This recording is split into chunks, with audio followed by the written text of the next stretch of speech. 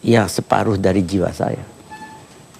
Tapi sekarang saya sangat meyakini bahwa Ibu Ainun selalu berada pada diri saya.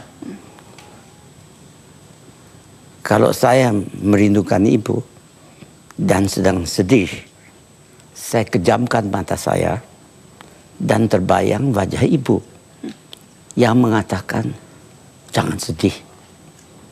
Saya selalu mendampingimu dan berada di sampingmu. Itu kata-kata yang saya dengar melalui telepati atau keyakinan bahwa Ibu Ainun selalu berada dengan saya. Ini selendangnya. Itu selendang Ibu Ainun? Ya.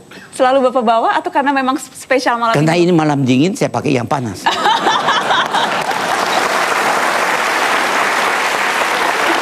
Jadi saya boleh ya? Boleh Bapak. jadi Ibu Ainun ada di tengah-tengah kita saat ini pun ya Pak? Setidaknya lewat selendang ya?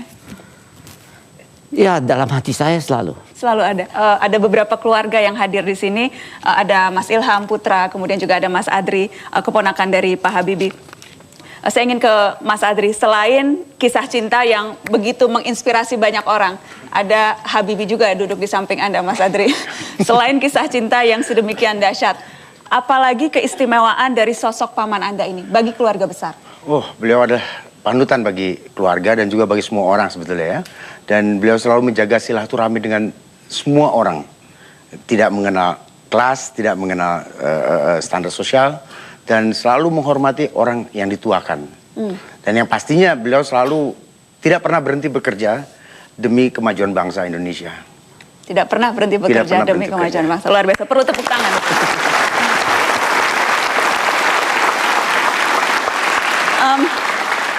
Baharudin Yusuf Habibie, seorang jenius, insinyur pesawat terbang, wakil presiden, presiden ketiga Republik ini yang menjabat hanya 517 hari. Bukan untuk mengorek luka lama Pak Habibie, tapi untuk belajar dari perjalanan bangsa. Saya ingin kita menyaksikan cuplikan potongan sejarah berikut ini.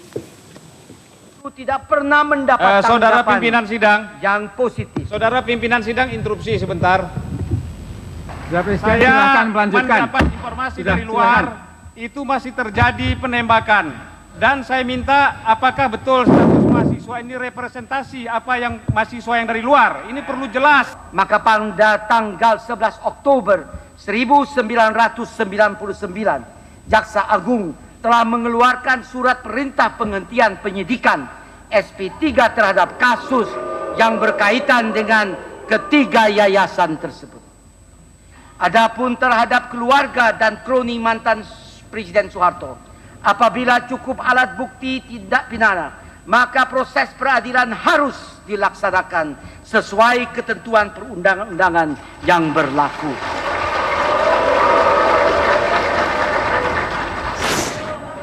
Menolak. Menolak. Alhamdulillah. Alhamdulillah. Alhamdulillah. Allahu Akbar. Allahu Akbar.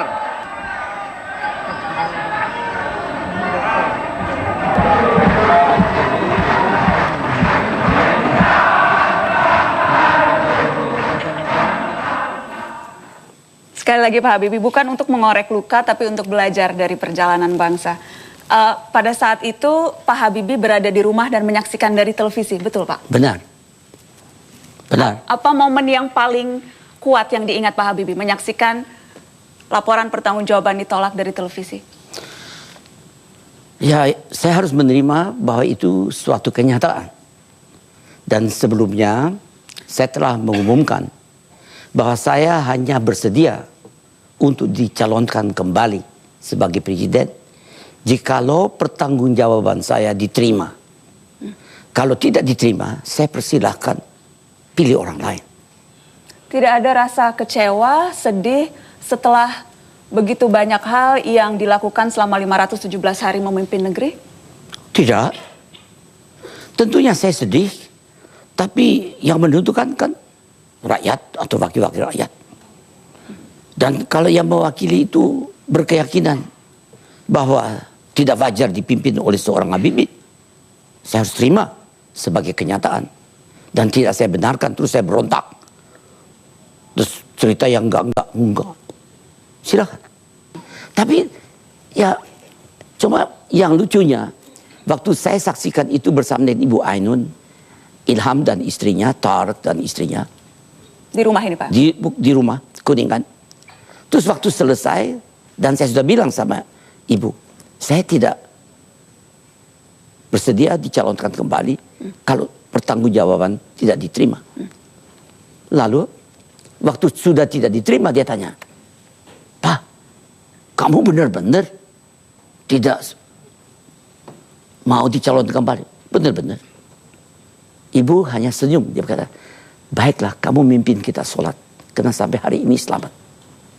Jadi saya mimpin, dan belakang saya Ilham dan Tariq, dan di belakangnya ibu saya, ibunya Ilham dan Tariq, dan istri mereka. Dan saya sholat.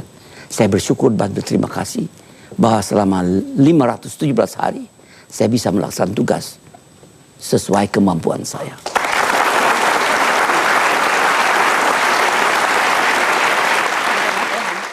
Kalau Bapak mengatakan saya tidak mampu, kenapa Bapak menyetujui saya menjadi wakil presiden? Itu tidak konsekuen. Jangan begitu Pak.